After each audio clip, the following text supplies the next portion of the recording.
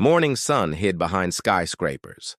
Sterling Tower gleamed, cold and blue.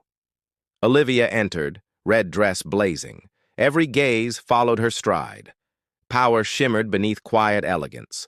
Her assistant offered morning coffee.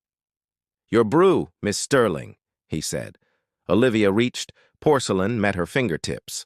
Then a voice split the silence. "Don't drink that coffee," rang out. Heads turned toward the doorway. Nathan stood, janitor's cart abandoned, his eyes locked on Olivia. Air thickened, time seemed frozen. Fear, instinct, power collided fiercely. 53 floors above Manhattan's streets, Sterling Tower cut sky like steel, a monument to ruthless ambition. Olivia Sterling ruled its gleaming crown. Her father's legacy became her empire. At 34, she commanded storms. Platinum hair framed unyielding blue eyes. Warmth replaced by precision and control. Her red dress wasn't fashion, armor. Strength masked the cost of survival. Nathan lived far beneath her world. A soldier once, now unseen custodian. Every morning, 4:30, silent departure. He kissed Lily, whispered soft goodbyes. Invisible, yet holding others' order together. Yet today, silence shattered completely. A janitor challenged power's throne. One warning risked his fragile security. Trust or dismiss, her choice decided destiny. Two worlds collided over one cup. Invisibility carried silent advantages forward. Nathan noticed what others ignored. A soldier's instincts never truly slept. Afghanistan had sharpened every sense. He caught irregularities others missed. Damian Cross lingered late on Thursdays. Tension rippled whenever Olivia resisted control. Power wars whispered behind board doors. That morning, something darker emerged quietly. A chemical scent rose, sharp, wrong. It matched memories of decontamination days. Toxic fumes, solvents, danger disguised faintly. Nathan's stomach tightened, instincts screaming warning. The coffee wasn't coffee, it was threat. Duty demanded he act again. Damian Cross looked carved from ambition. Tall, lean, silver hair like steel. His suits mirrored cold calculation precisely. 3 years inside Sterling's glittering core. Patience never lived in his blood. Behind smiles, he whispered subtle betrayals. He questioned Olivia's daring leadership constantly. Emotion, he claimed, weakened her command, but envy pulsed beneath his charm. He watched, waiting for her fall. Now the boardroom air constricted tightly. Nathan's warning still echoed, trembling faintly. Damian's smirk danced at the table's edge. Leadership's mask met ambition's reflection. One truth lingered. Poison had a voice.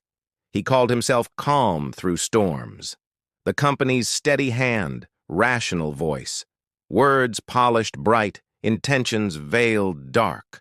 Leadership laced with poison and pride. Ambition wore a silver smile. Far from Manhattan's glass towers, Lily Carter watched through rain-streaked glass. 7 years old, quiet, observant always. Her father's hair, her mother's eyes. Eyes that noticed pain beneath smiles. She sensed truths adults never spoke. Daddy's grin never reached his eyes. His uniform didn't fit his soul. Closet secrets whispered a different past. Medals, textbooks, service, buried under silence. But Lily never asked questions. She only prepared the evening table. Homework done, napkin folded just right. Her soft voice greeted him home. Those words fueled Nathan's weary spirit. High above, Sterling Tower gleamed cold. The boardroom buzzed with tense luxury. Hudson shimmered beyond glass horizons wide. 12 executives ruled from leather thrones. Wealth spoke louder than human worth. Laughter cracked the air, sharp. "Call security!" Harrison Blake sneered cruelly. "The help forgot his place!" Mockery echoed against polished walls. Power never hid its arrogance. Nathan didn't flinch, though heart thundered. His gaze locked on Olivia Sterling. 2 years spent unseen beneath her. Mopping floors, emptying trash, fading quietly. Today, instinct silenced fear completely. Olivia raised her hand sharply. Laughter died. Tension filled silence. Nathan's eyes held haunted truth. Terror mixed with unwavering conviction. Instinct whispered louder than logic. Her instincts built empires, survived ruin. They never failed, never hesitated. Now they screamed, "Hear this man." 30 seconds, she said coldly. "Make them count, Mr. Janitor." Nathan's throat tightened, voice steady still. "Carter," he began, quiet but firm. "Nathan Carter," he clarified respectfully. He nodded toward the steaming cup. "Don't drink. It's ethylene glycol." Silence deepened. Fear pulsed electric. Vanilla sweetness masked the poison's scent. Someone wanted her gone, permanently silenced. Whispers collided into disbelief's chaos. A chair scraped. Panic began spreading. Damian Cross rose, smooth and cold. Feigning outrage, polished words slid easily. "This is absurd," he declared firmly. "A janitor, not a chemist." Mock disbelief dripped from his voice. He guided the room's emotion expertly. Each word restored order, suppressed doubt. His goal: make Olivia dismiss instinct, choose logic, dismiss the invisible threat. Trust him, not the janitor. But Olivia's eyes didn't leave Nathan's face. She saw no guile there, no performance, only urgency. And beneath that urgency, a truth she couldn't yet name, but could feel. But Olivia hadn't moved. Her hands are still hovering over the coffee cup. She studied Nathan's face, saw the conviction there, the fear not for himself but for her. A memory surfaced. She had seen him before. Not just cleaning her office, but in the lobby, helping an elderly board member who had stumbled. Staying late to ensure a young intern got safely to her car after working past midnight. Small acts of kindness from someone the world ignored. "Test it," she said quietly, and the room fell silent. "If Mr. Carter is wrong, we proceed with the meeting, and he faces consequences for this disruption. If he's right," she let the implication hang in the air like a sword over all their heads. Damon's face flushed red. "This is ridiculous. We're about to close a $300 million deal, and you want to delay everything because a janitor has an overactive imagination. The board won't stand for this waste of time and resources." "The board," Olivia said, "will appreciate their CEO taking every precaution with her safety, especially given the hostile takeover attempts we've faced this quarter." She turned to her assistant. "Call the police. Have them bring a field testing kit. This meeting is postponed for 1 hour." Nathan felt his knees weaken with relief, but he remained standing, aware that every eye in the room was dissecting him. Judging him, dismissing him, he thought of Lily, of what would happen to her if he lost this job. But he also thought of another woman. Another time when he had failed to speak up, failed to act on his instincts. The cost of that silence had been everything. The weight felt eternal. Board members whispered among themselves, some shooting suspicious glances at Nathan, others nervously eyeing the coffee cup that sat untouched at the center of the table like a coiled snake. Damon paced by the windows, his phone constantly buzzing with messages he didn't answer. Olivia remained seated, her posture perfect, her expression unreadable, but Nathan caught the slight tremor in her hands that she hid by clasping them in her lap. When Detective Sarah Chen arrived with her team, the testing was swift and professional. The field kit's color strips turned deep blue, then purple positive for ethylene glycol, a lethal dose that would have caused organ failure within hours. The boardroom fell into stunned silence. Olivia's assistant collapsed into a chair, realizing she had nearly served her boss a death sentence. Harrison Blake loosened his tie, his face pale, and Damon crossed. Damien's expression cycled through surprise, concern, and something else. A flicker of calculation that only Nathan caught, filed away in his mind like evidence. "Who had access to the coffee?" Detective Chen asked. "Her notepad is ready." The assistant stammered that she had picked it up from the executive kitchen where it had been prepared by the usual morning staff. But the coffee maker had been left unattended for several minutes while the staff handled a delivery. Anyone with access to the executive floor could have tampered with it. "This is obviously a targeted attack," Dahman said, recovering his composure. "We need to review all our security protocols. I'll personally oversee an investigation into everyone who had access to this floor this morning."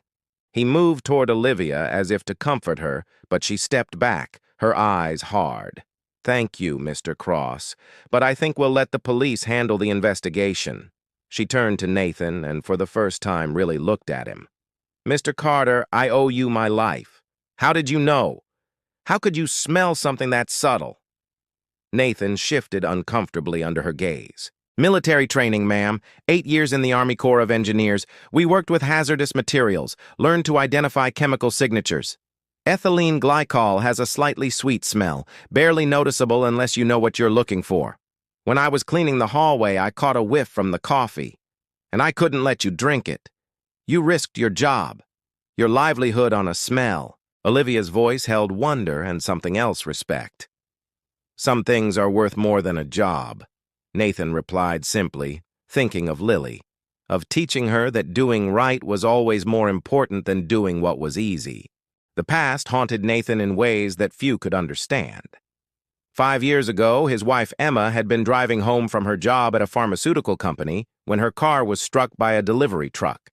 The official report called it an accident, brake failure, and unavoidable tragedy. But Emma had called Nathan just minutes before, terrified. She had discovered discrepancies in clinical trial data, evidence that her company had hidden dangerous side effects of a new drug. She was planning to blow the whistle. Then she was dead. Nathan had tried to pursue the truth, but a janitor's word against a multi-billion-dollar corporation meant nothing. The lawyers buried him in legal threats. The police closed the case. He had been forced to accept a settlement that barely covered Emma's funeral, signing a non-disclosure agreement that felt like betrayal. But the settlement had included one thing that mattered: a trust fund for Lily's education. For his daughter's future, Nathan had swallowed his pride and his quest for justice, taking the janitor job to make ends meet, while ensuring Lily would have the chances he and Emma had dreamed of giving her. Every night, he would sit by Lily's bed as she slept, whispering apologies to Emma's memory. He had failed to protect her, failed to achieve justice for her. The engineering degree that had once promised a bright future now gathered dust, a reminder of the life they should have had. His military commendations meant nothing when he couldn't even afford to fix the leak in their apartment ceiling. But Lily never complained. At 7, she possessed a wisdom that came from loss. Experienced too young, she would make dinner when Nathan worked late, usually mac and cheese or peanut butter sandwiches, but served with a flourish on their best plates. She would show him her perfect test scores, her teacher's notes about her exceptional promise, and Nathan would feel both pride and anguish, knowing his brilliant daughter deserves so much more. "Daddy, why did you stop being an engineer?" she had asked once, her brown eyes serious over her homework. "Sometimes life takes us in different directions, sweetheart," he had answered, not wanting to burden her with the truth. "But you could go back, couldn't you? If things were different, maybe someday." He had lied. Knowing that without money for recertification, without connections in an industry that had moved on without him, that door was firmly closed. The Sterling Tower investigation moved quickly. But Nathan noticed things the police missed. He saw how Dahman's assistant nervously shredded documents when she thought no one was looking. He observed the subtle meetings between Damien and certain board members in the parking garage.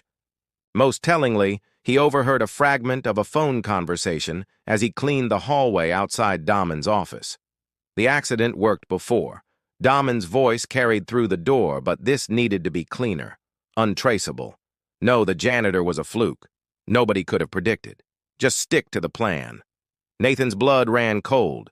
The accident worked before. His mind raced, connecting dots that formed a picture too terrible to contemplate.